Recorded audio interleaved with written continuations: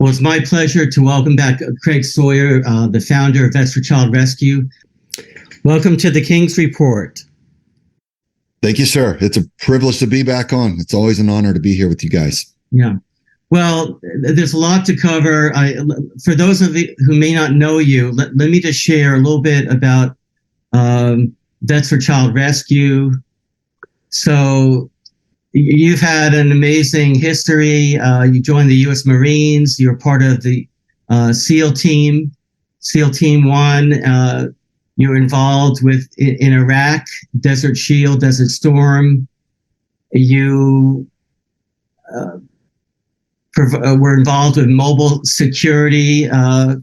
You were a motocross racing champion. Okay. That was a side note for fun. Boy, yeah. I did enjoy it, I guess that's your diversion there.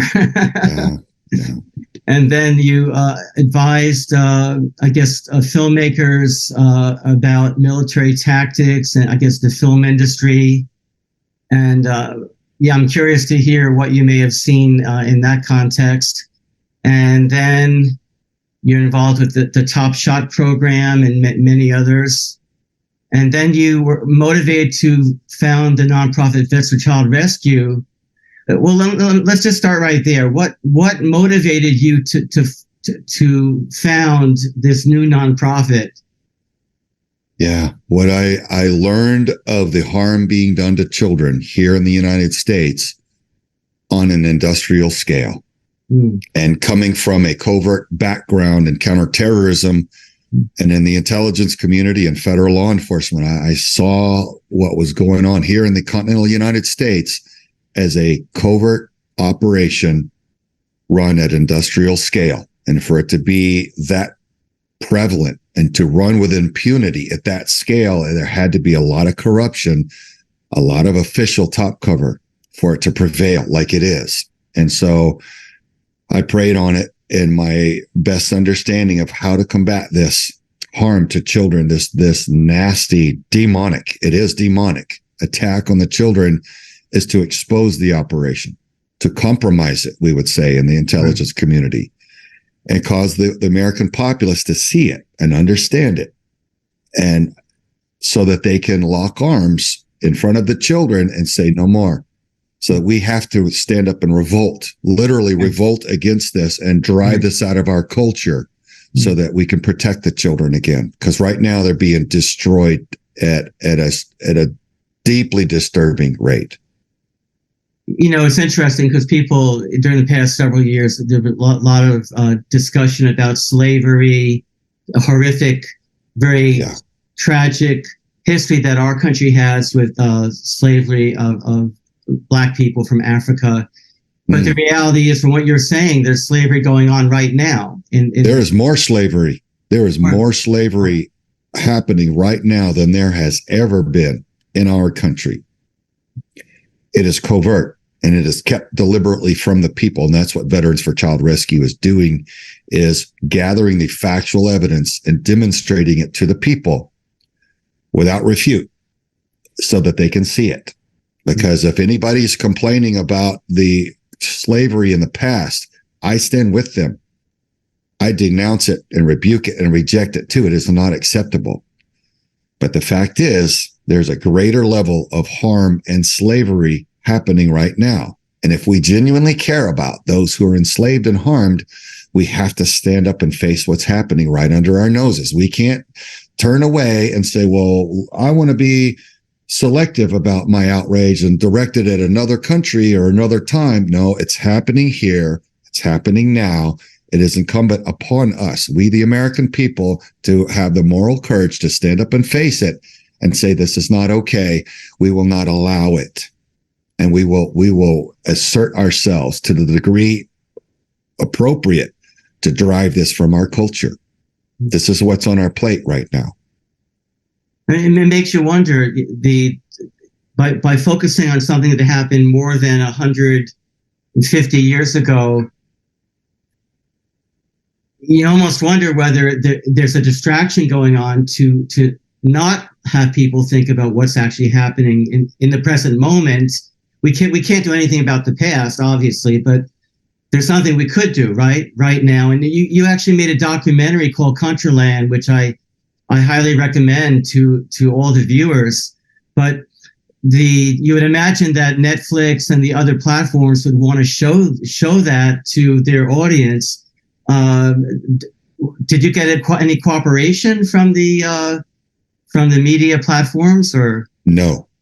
Nobody wants this to be known. Nobody at the top, because once you realize that they are all saturated, these corporations and entities are all saturated with those that are on board with this Antichrist spirit, really is what you're dealing with. But this globalist, power grabbing cabal, they're all about control and power. And what they do to children is what protects them from compromise. It protects them from being seen and being prosecuted. And they don't want the truth out because it diminishes their ability to continue grabbing power and control. And so once you peel back all the layers of the onion, that's what you discover. And so, no, they don't want it out there because it's the opposite of what they want. They want the American populace dumbed down, divided, demoralized, and easily taken over. And this film, Contraland, empowers the people with the brutal truth of what we're facing. My understanding is that there was a scene in the movie that they wanted you to remove, and then they would consider showing it. Tell what was a part of the Contraland documentary? I believe there was a scene with a public official who was, I guess, arrested. I'm not aware of anyone requesting that to be removed. We did catch a high-level official in Utah of a church that pretends to be a Christian religion, but at the very top levels, we've learned they are the exact opposite. And I would say about 90% of their parishioners are unwitting as to what their top officials are actually into and the harm that's happening there. We'll get into that later as we can demonstrate the factual evidence, but it'll blow the lid off of that religion. There's so much harm happening to the children within that seemingly wholesome religion, but at the top, it's utterly corrupt. So he was put away. He came for 2 girls. My daughter was one of them. And he paid money. He came with a pocket full of Viagra, condoms, and sex lube to rape 2 girls, first separately and then together. And the judge, he should have spent the rest of his life in prison. He was 73 years old at the time. We had 2 of his granddaughters call us and thank us for putting a stop to his raping binge. The judge let him out within 3 years, saying, well, he's too old. What harm could he be? Wow. That is... Yeah. That's a lot of harm. So only God knows how many children he's raped since that judge in Utah let this senior official, senior elder of this church back out to begin his raping again. So there was another one who had been FBI, and his father and his grandfather before him. For whatever reason, he found himself not in the FBI, but over into the Department of Treasury, IRS. He came for a mother-daughter. And he brought a birthday cake for a 12-year-old girl that he thought was turning 13, the same age as one of his own children. Ugly, ugly stuff. Another one was an Army recruiter, sadly.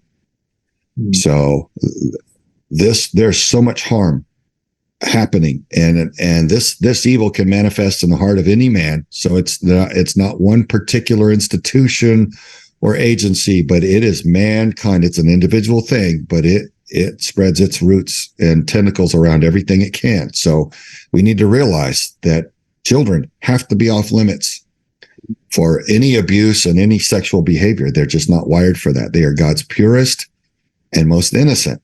And that is that's specifically why the evil ones target them for this level of trauma and abuse.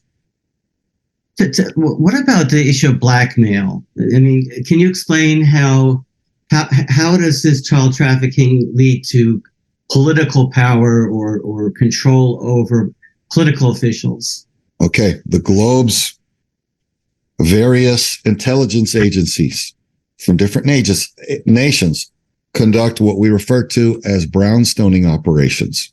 So if you take a classic example of it, Jeffrey Epstein and Ghislaine Maxwell, they would fly people by private jet to make them feel like they were completely escaping the scrutiny of the general public. Fly them to an island where they have mansions and temples and underground facilities where these people are allowed to have their way, and there's every manner of debauchery available to them, every manner of drugs, every manner of prostitution, and there's seemingly no rules in these gatherings. And they target political officials, elected officials, corporate leaders, people that they want to control. And when those people of low moral values and no scruples come and they follow their nose and they do what they do, it's all on camera. The entire facility is wired with covert cameras. From that night on, that targeted individual is controlled by this cabal who've captured them, raping small boys or girls or doing whatever they've done on camera. And they answer to those people rather than you and me, the American tax-paying citizen. And that's one reason why we don't get what we're voting for anymore. They're compromised. They are corrupted in this way. Yeah, I mean, it's interesting. You see certain politicians who promise to vote a certain way, and then all of a sudden, at the very last minute, they change their vote. And you wonder, they've been talking about their conservatism and fiscal responsibility, and then all of a sudden, they change their vote, and you wonder, I mean, I wonder anyway, just what is going on here? Is someone controlling them? So, yeah, one of the reasons is they are on video raping small children, boys or girls or both. That's one of the main points of control that's compromising our elected officials right now. That's why it's so important. It's imperative that we select individuals with strong moral character who will act in good faith when no one's looking, because we have observed in recent decades, government officials will do whatever they want because there's no justice anymore. There's no Justice Department that's bringing those who are obviously corrupt to account. They are not being arrested and prosecuted. So we have to elect people who will act in good faith when nobody's watching. What about the connection to pornography? What is I'm curious if you have any comment about the... Pornography is a big factor in all this. Right. If you consider the sexuality and addiction, when weak-charactered men begin observing sexual activity on a large scale, they're consuming so much of it, they get numb to what is normal and healthy and natural. Right. Just like any addiction. First, a little will do it, and then in time, a little won't do it. So it has to be more and more strange until they get all the way into the deeply perverse, the sick, the harmful, and even the fatal snuff flicks. They call them just the utterly demonic slowly takes over. And these men become monsters because they imagine that what they're witnessing on video is what they're supposed to be doing with their lovers. And their lovers they're not wired that way. They're not, that's not normal and natural or pleasurable for them. So there's a huge disconnect there. And this plague of pornography is destroying marriages, and it's causing so many little ones, children, to be so deeply traumatized and harmed by this. Children are not to be included in our sexual behavior at all. They're not wired that way. They're not meant for it. And so it's a perversion and a distortion of God's ways to include children in any way and under any excuse in anything sexual. You know, I wonder if this is one of the reasons for the attack on biblical values, Christianity. Yes, it is. I think the pagan cultures, I believe they accepted a lot of adult child sex and sex with animals, and then with the revelation through Moses and the scriptures really condemning that, right? Condemning that and as evil and perverse. And it seems as if they want to get rid of Christianity because that's the main thing that's preventing them, at least from, if they can remove the teaching that condemns their behavior, then they're free, right? They're 100%, 100%. Yeah. You're looking at a group of weak men and women. Yeah. Those with the weakest of moral character. Okay. They will subscribe to any manner of abuse to have even a temporary and foolish level of control and power. That's what we're witnessing worldwide. These are those who will join these satanic cults and conduct unspeakable horrors upon children for that temporary power and control and membership into these satanic cults. These satanic cults have now permeated many of our highest institutions and even some religions claiming to be Christian religions. When you start seeing a lot of children harmed by the officials at the top of any religion, we need to start digging deeper behind that religion and see what's really going on there. Because at the top ranks, it inevitably, it's not what it's advertised to be. If they harm children, it's not okay. It is an abomination before the Lord, and it is condemned. And they are dooming themselves by doing this to children. And we must all start investigating, peeling back the layers of the onion and seeing what's going on in these institutions, whether it's a political institution, a religious institution, or any other. When we start seeing signs and symptoms of a lot of the children being harmed, we have to dig further and reject it and put a stop to it. And so let me tell you just a little bit about what we've learned more recently with a lot of interviews with satanic ritual abuse survivors. I'll put a cap on it by cutting right to the chase. One of the skits that we're hearing all across the country that have been done over the decades, again and again and again, from different witnesses and survivors that don't know each other, but have all been in therapy and healing to recover from the harm that was done to them. Ugly, but this will cause it all to make sense on the bigger scale. There's a lot of theatrics done. There's a lot of costumes and makeup and props used to turn these children's minds always against Jesus Christ. When they are, I'm gonna soften this for delivery because it would sicken everybody, and we may not even be able to air if I told you what really happens. They are conducting unspeakable harm to a child in a ritual, and they force this young child to call out for Jesus to come save her or him. They're causing great pain and great trauma to this child, and they force the child to call out for Jesus. Well, one of them, the satanic cult members, dressed up like Jesus, walks into the temple, in many cases, into this room where this horror is being done to this innocent child, and continues the harm, but even worse, and betrays the child and abandons the child. Okay. Wow. They mean for this child to believe that it's Jesus doing this to her or him. Then this child is walked through a veil into another space within this temple. And there sits someone dressed up like Satan with what is described to be a picnic laid out before him. And he uses language like, "Oh, I'm sorry that wimpy Jesus harmed you and betrayed you. I, Satan, would never do that. You can have anything you want here with me. I am all powerful. We kicked Jesus out. He has no power here, but I have all the power.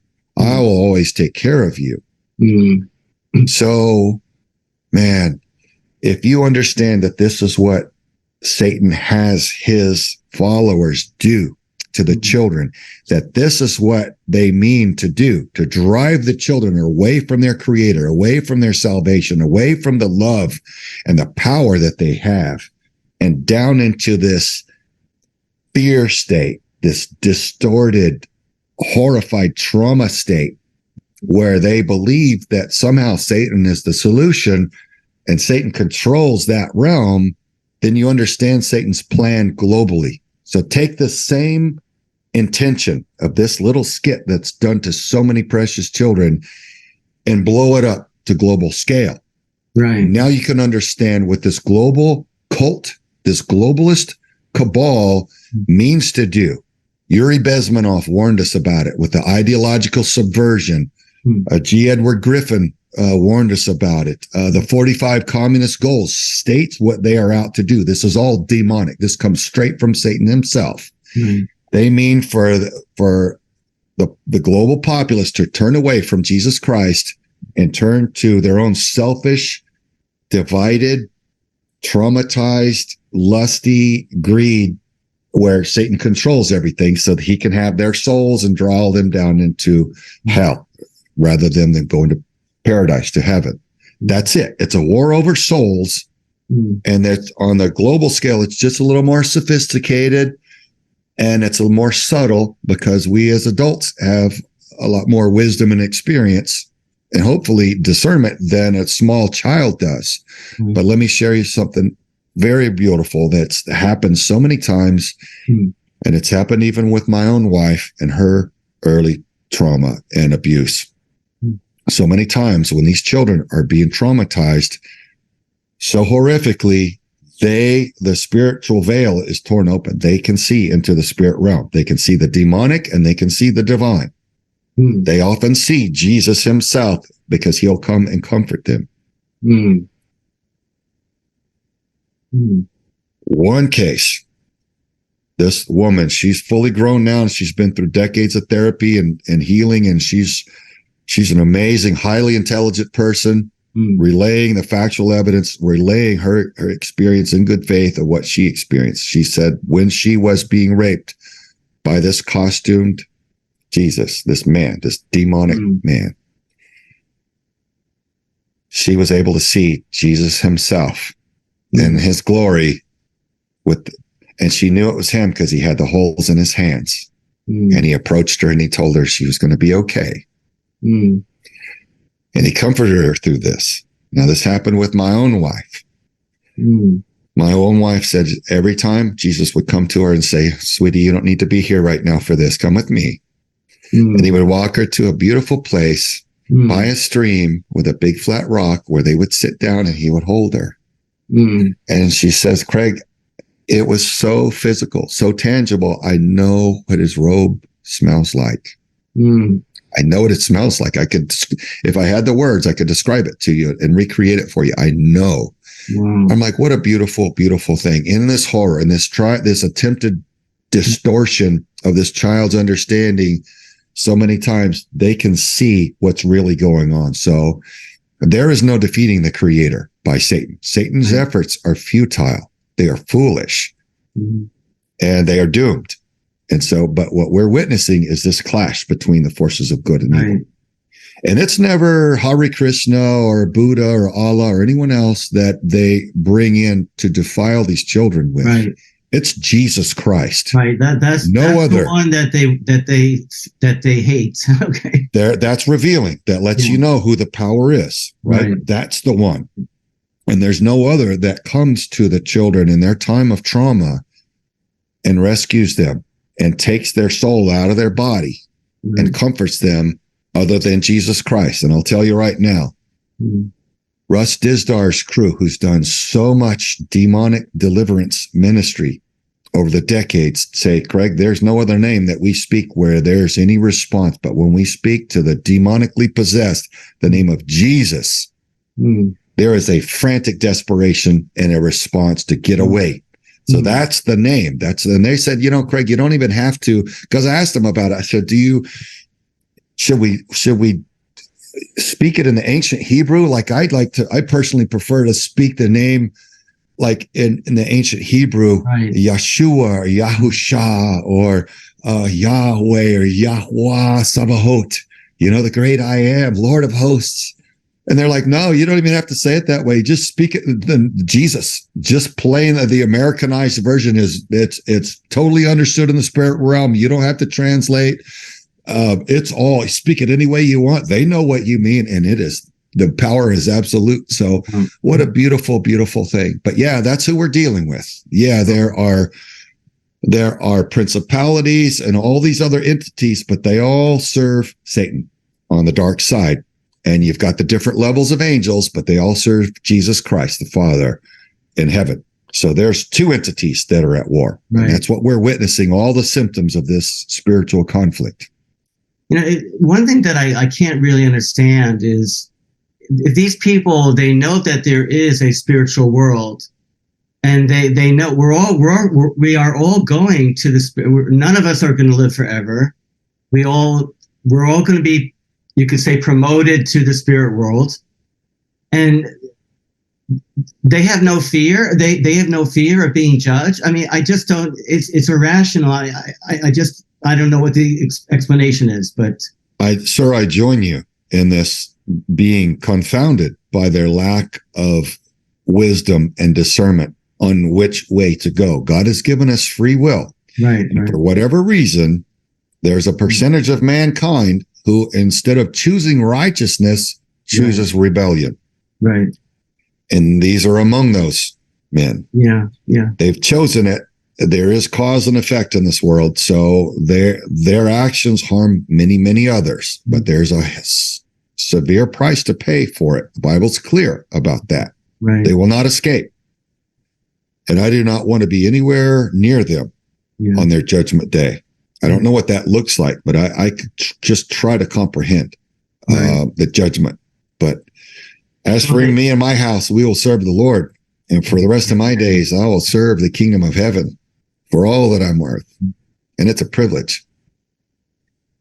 Let me ask you a question. There's the issue of the public schools, and you would expect that, look, most parents, they trust the public schools to teach their children, of course, the basics of math, reading, writing, and history, and the issue of healthy relationships and how to be healthy. But it seems like there's something wrong going on, particularly the way we're talking to young people about, well, are you a boy or girl? I mean, from a young age, with this transgenderism. I'm curious if you have any comment about what is going on in the schools. And I mean, absolutely, programs like Vets for Child Rescue. I don't know if you ever go into schools and talk about this topic, but maybe there should be a curriculum related to your work. Well, what is your comment? Okay, we're fighting this mechanism, this political mechanism that is spreading this evil around the world is global Marxism. Karl Marx was a literal Luciferian. He worshipped evil. He was a sick mind. Right. And it's his principles that they're utilizing politically to gain power. Okay. But they serve Satan. These people want control of everything, and they are ravenous in their lust for control and power. And they have become masters at gaining control from the bottom up, the grassroots movement, man, the political organizers. It's all infested with these radical, demonic, radical leftist Marxist mindset people. So they train each other. They have many agents that are paid that they go around and recruit and promote, and they put people in every single institution they can from the bottom up, and they make sure they have control. And so that's why our school boards are infested with this. That's why those people buying the school books and determining what our children are taught, they're all driven by the same demonic rampage. It's a war on children because the children are the purest and most precious and innocent.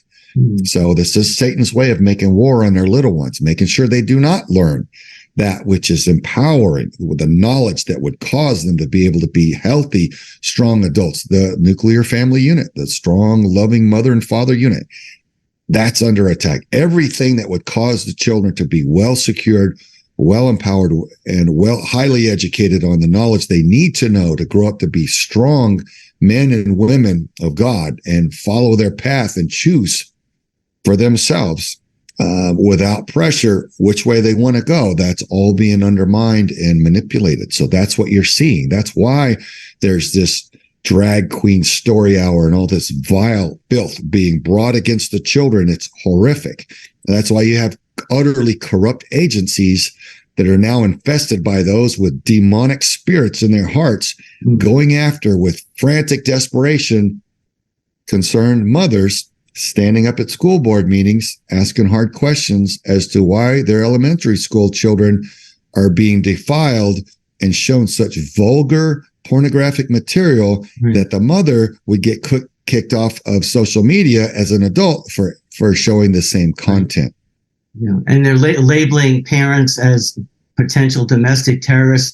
I mean, yes. It's laughable. It's ridiculous. Yeah. It's utterly ridiculous. And everyone with a rational, sane adult mind knows it's ridiculous, but that's why we're deleted, we're censored, we're banned, we're hidden, because they need to distort and control the narrative. So that's why there's so much frantic desperation over social media and the news media and even the entertainment industry to distort our perception of who's winning this war.